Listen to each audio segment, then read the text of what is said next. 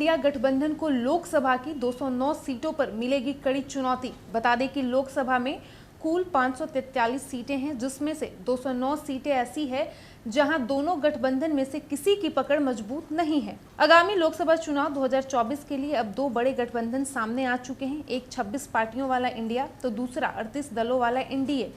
इस सब के अलावा भी 11 ऐसी पार्टी हैं जो न तो एनडीए में है और न ही इंडिया के गठबंधन का हिस्सा है। इन 9 प्रमुख राजनीतिक दलों के पास करीब 90 सांसद हैं, जो किसी के साथ चले गए तो गेम पलट सकता है। इस लिहाज से देखा जाए तो लोकसभा चुनाव 2024 की राह इतनी आसान नहीं है। संसद की कुल 543 सीटों में करीब 209 सीट ऐसी है जिन पर जीतना काफी मुश्किल होगा।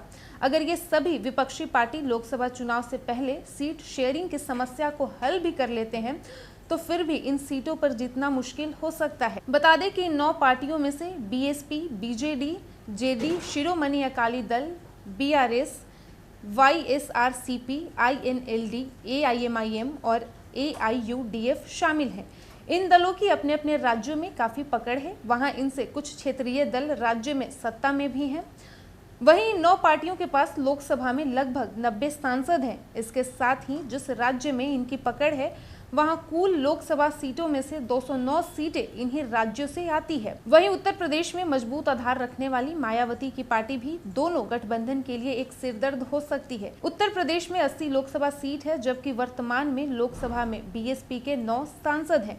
3 राज्यों में सत्ता पर काबिज रहने वाली बड़ी क्षेत्रीय पार्टी में ओडिशा से नवीन पटनायक के नेतृत्व वाली बीजेडी है, जिसका राज्य की कुल 21 लोकसभा सीटों में 12 पर कब्जा है। दूसरे पर आती है जगन मोहन रेड्डी के नेतृत्व वाली वाईएसआरसीपी, जो आंध्र प्रदेश में सत्तारूढ़ पार्टी है, जिसमें 25 सांसद हैं और लोकसभा में 22 सीटें हासिल है। वहीं के चंद्रशेखर राव की भारत राष्ट्र समिति पार्टी भी तेलंगाना में सरकार में है।